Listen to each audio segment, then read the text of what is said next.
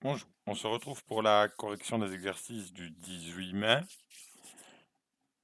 Dans l'ensemble, ils ont été bien faits. Pour tous les participants qui m'ont envoyé leurs exercices, c'était de bien excellent, donc j'en suis ravi. Donc voilà, j'avais fait des exercices un peu sous forme de drill, c'est-à-dire qu'il y avait des exercices relativement faciles et deux ou trois un peu plus compliqués. La première partie des exercices portait sur les composés dicarbonylés et l'addition d'une chaîne alkyle au niveau de ce composé. Donc on commence chaque fois, comme on l'avait vu en théorie, par faire réagir l'éthanolate de sodium, qui est une base. Il va venir attaquer le proton en alpha des deux fonctions du malonate de diéthyle. On va former l'intermédiaire réactionnel, ici, et comme on voit avec les flèches rouges, ensuite on va avoir l'attaque du réactif sur le composé halogéné. Donc j'ai mis en évidence que sur mon composé halogéné, j'ai bien un delta plus, c'est-à-dire une charge partielle positive qui va permettre l'attaque de l'intermédiaire.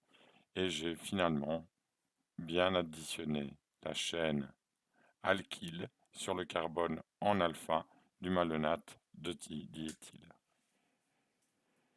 Ces exercices permettent également de présenter différents types de réactifs. Donc on avait le malonate de diéthyle, il y a aussi l'acétoacétate d'éthyle. Ça fonctionne exactement de la même manière. Nous avons d'abord la base pour obtenir notre énolate, notre intermédiaire, qui va venir attaquer comme ceci au niveau du carbone qui porte le brome et on a bien additionné encore une fois la chaîne. Ici c'est une chaîne butyle. Un autre exemple, alors à la place d'avoir deux groupements ester sur celui-ci, on a substitué un groupement ester par un groupement cyano. Le groupement cyano est moins électroattracteur, donc on va devoir utiliser une autre base, une base un peu plus forte, comme l'hydrure de sodium. On obtient le même genre d'intermédiaire. Et aussi pour varier, j'ai changé l'électrophile. Ici, j'ai utilisé un tosylate. Donc le tosylate, c'est un très bon groupement partant. Il permet d'obtenir un delta plus relativement stable. C'est à la place du brome ou du chlore, c'est la même chose, d'accord? Donc on voit bien l'addition, comme pour les dérivés halogénés, et on a bien notre chaîne ici alkyle fixée au niveau du produit de départ. Alors, un autre exercice, il y avait une étape supplémentaire. Ah oui, ma feuille n'est pas à droite, enfin, j'ai raté un peu mon scan, mais c'est pas grave. On voit l'ensemble. Donc, qu'est-ce qu'il y a en plus? Deux choses, NaOH puis HCl et du chauffage. On l'avait déjà vu, ça va permettre de décarboxyler, enfin, je, je vais trop vite. Le NaOH permet de passer de la fonction ester à la fonction acide. Et ensuite, on va décarboxyler une des deux fonctions acides avec une perte de CO2. Ça va avoir comme conséquence d'éliminer la fonction acide. Et ouais, ben moi j'ai oublié de le faire, hein. Ouais. Donc enfin, on va toujours le regarder. Il y avait aussi autre chose, on a mis la base en excès. Pourquoi? Parce qu'en fait, si vous regardez bien, on a un composé dibromé. C'est-à-dire que cette chaîne alkyle va pouvoir réagir deux fois. La première fois, comme d'habitude, elle va s'additionner. Donc on va se retrouver avec ce composé-ci. Vous voyez qu'on l'a additionné. Qu'est-ce qu'on remarque? On remarque qu'on a un second proton en alpha. d'accord, que la base en excès peut venir chercher. Et on a également un centre delta plus, puisqu'on a toujours un brome sur la chaîne. Qu'est-ce qui va se passer? On va en fait cycliser l'ensemble et on va former un cycle à 4 pièces, comme ceci. J'ai juste oublié de continuer la réaction. Donc le NaOH va transformer mes deux fonctions à ce niveau-ci en acide carboxylique. Et ensuite, le traitement en milieu acide avec du chauffage va produire l'élimination d'un groupement carboxylique comme ceci. Donc on ne retrouvera plus que une molécule qui va ressembler à celle-ci, avec bien entendu pas un ester, mais l'acide carboxylique correspondant. On va le voir sur cette réaction, sur la réaction suivante. Donc, pour changer, j'ai pris du malonate de diméthyle, ça revient au même. Donc j'ai changé ma base, hein, puisque la base doit correspondre au groupement sur les esters. On a l'addition de la chaîne, et ensuite je fais le fameux traitement NaOH-HCl chauffage. On remarque que à la fin, je n'ai plus qu'une seule fonction acide. Donc, je répète, le NaOH permet de transformer les esters en acide carboxylique et HCl en chauffage va permettre d'éliminer un des deux acides carboxyliques. Alors, la fameuse rétrosynthèse, elle est un peu plus compliquée. J'avais quand même noté qu'on avait un groupement acétal. Donc, qu'est-ce que c'est qu'un groupement acétal? C'est une réaction entre une cétone ou une aldéhyde et un diol. Donc, une fonction qui contient deux alcools, mais qui ne doivent pas être sur le même carbone, elles doivent être distantes d'au moins un carbone. En fait, ça sert à quoi? Généralement, on protège les cétones ou les aldéhydes avec ces acétals.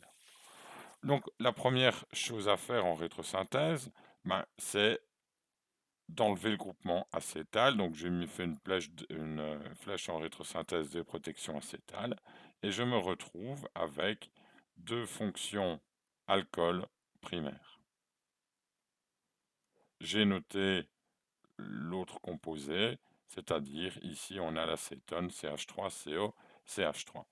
Ensuite, je fais une TGF réduction. Alors, j'ai regardé dans les bouquins, on dit bien une réduction alors que c'est une oxydation, parce qu'on emploie le terme de la réaction qu'on va faire en synthèse. D'accord?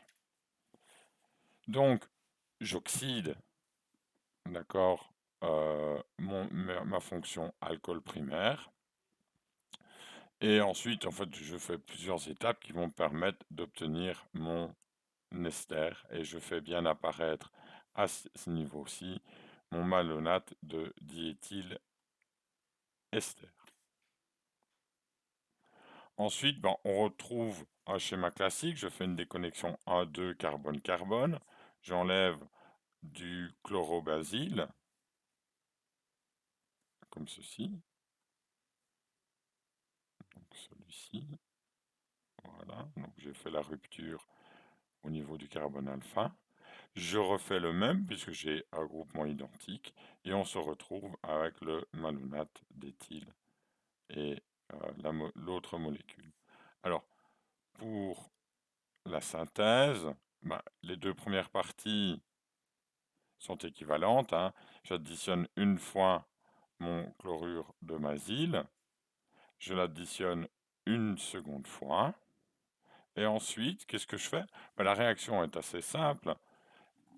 On fait une réduction, on va pousser la réduction à fond, on va prendre du LiALH4 et ça va permettre de passer de mon ester à des alcools primaires, comme ceci. D'accord? Donc c'est une réaction de réduction. Pour l'examen, vous ne devez pas connaître le nom des agents réducteurs ou des agents oxydants. Si vous me notez réduction ou oxydation, c'est amplement suffisant. Ensuite, je le fais réagir avec l'acétone pour obtenir la molécule cible. Donc on enchaîne avec les réactifs de Grignard. Donc j'ai essayé de remettre quelques cas un peu particuliers sur les Grignards. Je ne sais pas si vous vous souvenez, il y avait à partir d'un ester, je peux faire une double addition, un double Grignard. C'est ce que je vais faire ici. Je vais additionner une première fois le composé à ce niveau-ci. J'obtiens à ce moment-là une cétone. Ensuite, je vais réadditionner une deuxième fois le même composé et j'obtiens ma molécule finale. Alors, on peut remarquer ça en rétrosynthèse quand en fait on a un alcool tertiaire, comme ceci. Donc c'est un alcool qui est situé sur un carbone qui est lié à 3 chaînes carbonées. Et on le remarque bien, ici, j'ai 2 chaînes carbonées identiques. Donc, je peux partir d'un ester et faire un double Grignard. Un autre cas, c'est pour obtenir ce qu'on appelle les alcools primaires, un alcool terminal comme ceci, à partir d'un Grignard. Il n'y a qu'une seule méthode, on doit partir du formaldéhyde, cette molécule-ci. D'accord? Donc, quand on a un alcool terminal, on peut l'obtenir à partir d'un Grignard à l'aide de l'acétaldéhyde. Alors, ça j'en avais parlé dans la théorie, je vais y arriver. Je l'ai fait comme ceci. Donc, ça ressemble à un réactif de Grignard. Je pars de l'éthyle, donc c'est l'alcyne, que j'ai déprotoné avec une base. J'ai été lui arracher un proton, donc il est porteur d'une charge négative. À ce moment-là, il va pouvoir venir attaquer ma fonction CO comme un organomagnésiens. J'obtiens ce dérivé-ci avec une triple liaison et grâce à une réduction hydrogénée avec un catalyseur qu'on appelle le catalyseur de Lindlar, mais ça peu importe les catalyseurs, on s'en fout. On passe de la triple liaison à la double liaison comme ceci. Bien entendu, on pouvait le faire avec un vrai réactif de Grignard, on aurait utilisé celui-ci. Mais la réaction fonctionne nettement moins bien qu'avec mon ion éthyle. Alors, dans les rétrosynthèses, je sais pas si vous avez remarqué, je vous ai fait faire des choses aussi relativement simples. L'idée, c'était de faire apparaître les cétons. Donc, j'ai un alcool secondaire. Je vais en fait faire une rupture 1,1 carbone-carbone. On peut le faire d'un côté ou de l'autre, hein, les deux solutions étaient correctes. Et je fais apparaître mes deux syntons. Le premier à ce niveau-ci, celui-ci, et l'autre un CH3 avec une charge négative. J'ai bien noté à quoi ils correspondent. D'accord? La synthèse, je passe rapidement, elle est très simple. Le suivant, même chose, hein, on remarque qu'on a un alcool secondaire, donc c'est-à-dire qu'on va partir à ce niveau-ci d'une aldéhyde, d'accord, sur laquelle je vais faire réagir un réactif de Grignard. Ensuite, les deux dernières rétrosynthèses, en fait, l'une était la suite de l'autre, j'aurais pu mettre que la dernière. Donc, on a une fonction cétone. Je suis obligé de faire une TGF pour la transformer en alcool, comme ceci. Je fais une rupture 1,1 carbone-carbone. J'ai mes deux syntons que je n'ai plus détaillés puisqu'ils sont identiques aux autres. Et puis je commence à en avoir marre. Ensuite, pour la réaction, je fais réagir l'acétaldéhyde avec un dérivé de Grignard et on remarque qu'on peut le fixer sur un benzène. Ensuite, j'ai ma fonction alcool que je vais oxyder avec du K2CR2O7. Pour terminer, si vous remarquez ce que je vous ai dit, hein, cette molécule-ci, en fait, c'est la suite de la molécule précédente. Donc, j'ai un alcool tertiaire, comme ceci. Donc, je vais faire une 1,1 carbone-carbone et je vais obtenir, vous le voyez, en synthon, la molécule qu'on a synthétisée auparavant. J'ai juste besoin d'utiliser ce dérivé de Grignard pour l'obtenir. Donc voilà, j'espère que ça vous a permis de corriger vos exercices. Merci, à bientôt.